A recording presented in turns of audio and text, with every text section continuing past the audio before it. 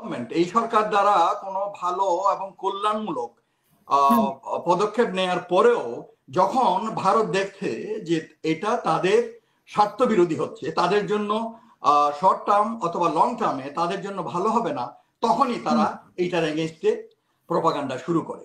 ওই ন্যারেটিভ গুলা ওরা আমাদের এখানে চালাইয়া মানুষের ভিতরে বিভ্রান্তি সৃষ্টি করতেছে এবং দেশে একটা অনিশ্চিত পরিবেশ সৃষ্টি করার চেষ্টা করতেছে। ডক্টর ইউনূসকে দেশের যে 18 কোটি জনগণ একটা ট্রাস্ট দিয়েছে, তাকে কিছু সময় দিতে হবে কাজ, তার মতো করে কাজ করার জন্য, দেশের উন্নতির জন্য। আমরা তো বিভিন্নভাবে বিভিন্ন দিকে একবারে চোখ বন্ধ করে নিমক হারামের মতো কথা বললে তো হবে না। আমরা তো দেখতে পাচ্ছি দৃশ্যমান অনেক কাজ উনি করছেন, দেশের জন্য উন্নতি হচ্ছে এবং আন্তর্জাতিকভাবে আমাদের দেশের ভাবমূর্তিকে উন্নত করতেছে। দেখেন, ডক্টর ইউনূস যখন এই বিপ্লব, জুলাই বিপ্লবের পর উনি আসলেন, ওনাকে তো আসলে বলতে গেলে ইলেকশন না হলেও জনগণের একটা ম্যান্ডেট নিয়ে আসছে, ছাত্র জনতার সকল স্তরের জনগণের একটা ম্যান্ডেট নিয়েই উনি আসছে, উনি নিজের ইচ্ছায় আসেননি। এবং যে যতই বলুক, আমি বলবো যে he doesn't have any political ambition. তো উনি আসার পর অ্যাজ পার হিজ এজেন্ডা, উনি যেমন প্রথমেই বলছিলেন যে আমাকে আমার মতো করে কাজ করতে দিতে হবে, এবং সেটা সবারই, আমাদের এভরি ইন্ডিভিজুয়াল তাদের নিজের স্টাইলে কাজ করার একটা, যে কোনো কাজ করার জন্য তার একটা নিজের স্টাইল থাকে। তো সে বলছে যে আমাকে আমার স্টাইলে কাজ করতে দিতে হবে। তো এখন উনি আসার পর তার স্ট্যান্ডটা আমরা কিন্তু দেখেছি, এবং স্ট্রেট ওয়ে ওনার স্ট্যান্ডটা হচ্ছে যে অ্যান্টি ইন্ডিয়ান হেজিমনি, যেটা আমাদের বাংলাদেশে ইন্ডিয়ান আধিপত্যবাদী মূলক যে কর্মকাণ্ড চলছিল, এইগুলার বিরুদ্ধে সে একটা স্ট্রেট স্ট্যান্ড নিছে এবং চোখে চোখ রেখে কথা বলে আসছে। এবং এরপর থেকেই আমরা স্বভাবতই সকলেই বুঝতে পারছি, এটা স্পষ্টত এবং দৃশ্যত যে ভারত প্রথম থেকেই চাচ্ছিল না ডক্টর ইউনূস থাকুক, কন্টিনিউ করুক এবং সে সাকসেসফুল হোক। এবং এইটাকে ঘটানোর জন্য প্রথম থেকেই তারা এখানে তাদের যেসব টুলস আছে, মনে করেন স্বৈরাচারের দোসর, আওয়ামী লীগের লোকজন, তারপরে এই যে ছাগলের 3 নম্বর বাচ্চা কমিউনিস্ট পার্টির লোকজন, বাম রাজনীতির লোকজন, তারপরে মনে করেন এই রর যে অপারেটিভসরা আছে, এদের মাধ্যমে তাদের তো টাকা পয়সার কম নাই, আওয়ামী লীগের বলেন আর ভারতের বলেন, এই টাকা ছিটায়ে তারা এখানে একটার পর একটা ইভেন্ট করিয়ে আসছে প্রথম থেকে। আমরা সবকিছু দেখছি, আমি ওগুলো বলতে চাই না। এই যে মনে করেন ডাকাতের উৎপাত, পুলিশের ইনসিডেন্ট, আনসারে ইনসিডেন্ট, জুডিশিয়ারিতে ইনসিডেন্ট, এগুলো করাই করে মানে they wanted to fail this government, এবং ইন্টারনালি এবং গ্লোবালি রিজিয়নালি তারা চাচ্ছিল বাংলাদেশের ভাবমূর্তিটাকে ক্ষুণ্ণ করার জন্য এবং এই সরকারের কে প্রশ্নবিদ্ধ করার জন্য, সরকারের বিভিন্ন কর্মকাণ্ডকে প্রশ্নবিদ্ধ করার জন্য।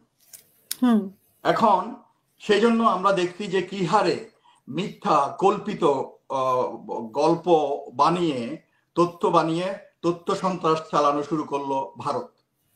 এবং এইটা করার পরও ইভেন কি কোনো step taken by this government, এই সরকার দ্বারা কোনো ভালো এবং কল্যাণমূলক পদক্ষেপ নেয়ার পরেও যখন ভারত দেখছে যে এটা তাদের স্বার্থ বিরোধী হচ্ছে, তাদের জন্য শর্ট টার্ম অথবা লং টার্মে তাদের জন্য ভালো হবে না, তখনই তারা এইটার এগেইনস্টে প্রপাগান্ডা শুরু করে বিভিন্ন নামে। ওই আপনি চন্দন নন্দী বলেন, ও তো রর অপারেটিভের ছেলে, সে চন্দন নন্দী বলেন, আপনার ফেভারিট, আপনার শোতে আসে দেখি না, এখন আর আসে না, লাস্টে বসতেন উনি।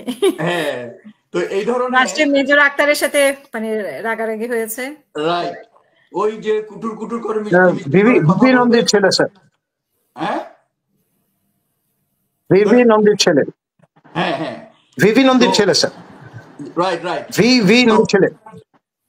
তো সেই জন্য এদের লোক আছে, এই মাধ্যমে এরা ভালো স্টেপ গুলোকে ওরা ক্রিটিসাইজ করা শুরু করছে এবং তাদের মতো ন্যারেটিভ ছেড়ে দিচ্ছে। এবং আনফরচুনেটলি আমাদের দেশে, ওই যে একটু আগে যেটা বলছিলাম যে দেশপ্রেমিক নয়, অল্পতে যারা বিক্রি হয়ে যায়, এই ধরনের লোক আমাদের দেশে বিভিন্ন সেক্টরে আছে। আপনি মিডিয়া বলেন, আপনি পলিটিক্যাল পার্টিস বলেন, এবং সোকল ওই, আমি তো সম্মান করতে চাই স্কলার, কিন্তু ওই যে সুশীল বলে, তো এদের সুশীল সেনে সাংবাদিক সবাই মানে একবারে একাডেমিশিয়ান বলেন, তারপরে ইউনিভার্সিটি টিচার বলেন, তারপরে আমলারা বলেন, মানে বিভিন্ন সেক্টর থেকে। So everybody has got a price. আপনি যতই বলেন, আপনি হাসিনারও একটা দাম আছে, আমারও একটা দাম আছে। তো এইভাবে লোকজন কিন্তু সোল হয়ে যাচ্ছে বা গেছে, যাওয়ার পরে ওই ন্যারেটিভ গুলা ওরা আমাদের এখানে চালাইয়া মানুষের ভিতরে বিভ্রান্তি সৃষ্টি করতেছে এবং দেশে একটা অনিশ্চিত পরিবেশ সৃষ্টি করার চেষ্টা করতেছে। এইটা হচ্ছে আমার reading. I don't belong to any political party, আমি কোনো পলিটিক্যাল পার্টিকে সাপোর্টও করি না। আমি আমার অবস্থান থেকে দেশের জন্য যেই কথা বলতে হয় বা কাজ করতে হয় এগুলো আমি করার চেষ্টা করি।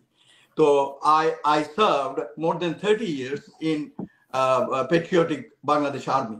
Because you understand the level and degree of patriotism I have for my country. তো সেই জন্য এইটা করাতে আসলে আমাদের জনগণ বিভ্রান্ত হয়ে গেছে। এখন সমালোচনার জন্য সমালোচনা করে তো লাভ নেই, ইউজলেস বা বেসলেস সমালোচনা করতে লাভ নেই। এখন ডক্টর ইউনূসকে আপনারা দায়িত্ব দিচ্ছেন, আমাকে আবার হয়তো দেখবেন যে কমেন্টে যে পছন্দ করে না সে লিখে দিচ্ছে দালাল। I don't care. আমাদের প্যানেল থেকে হয়তো অনেকে পছন্দ করবে না, বাট আই ডোন্ট কেয়ার, আমি আমার মতটা দিচ্ছি। তো কাজেই if you like it go along or just get away. So আমি আমার মতামত যেটা দিতে চাচ্ছি, আমার কথা হচ্ছে যে ডক্টর ইউনূসকে দেশের যে 18 কোটি জনগণ একটা ট্রাস্ট দিয়েছে, তাকে কিছু সময় দিতে হবে কাজ, তার মতো করে কাজ করার জন্য, দেশের উন্নতির জন্য। আমরা তো বিভিন্নভাবে বিভিন্ন দিকে একবারে চোখ বন্ধ করে নিমক হারামের মতো কথা বললে তো হবে না। আমরা তো দেখতে পাচ্ছি দৃশ্যমান অনেক কাজ উনি করছেন, দেশের জন্য উন্নতি হচ্ছে এবং আন্তর্জাতিকভাবে আমাদের দেশের ভাবমূর্তিকে উন্নত করতেছে। তো সেই জন্য রাজনৈতিক খাতিরে বা অন্য কোনো বিদেশি শক্তির প্ররোচনায় আমরা উই শুড নট জাম্প, আমরা লাফালাফি করা উচিত না। এই সরকারকে তার মতো করে সময় দেওয়া উচিত এবং তারা যেসব স্টেপগুলো নিচ্ছে এগুলাতে কাজ করতে দেওয়া উচিত। বেহুদা কল্পিত কাহিনীর উপরে বা বানানো এবং বিদেশি শক্তির বানানো ন্যারেটিভের উপর, বয়ানের উপর ভিত্তি করে আমরা যদি কথা বলি, আমাদের দেশের জনগণ বিভ্রান্ত হবে। আপনি দেখবেন সোশ্যাল মিডিয়াতে এভরিবডি রাষ্ট্র চালানো জানে, সেনাবাহিনী চালানো জানে, ইউনিভার্সিটি বিসি, যেমন সে ডক্টর কলিমুল্লাহ, হি ওয়াজ ভাইস চ্যান্সেলর, সে যেরকম জানে ইউনিভার্সিটি চালানো, মেবি আমি হয়তো জানবো না, আপনি হয়তো জানবেন না। তো কাজেই everybody knows the tricks of the trade, history.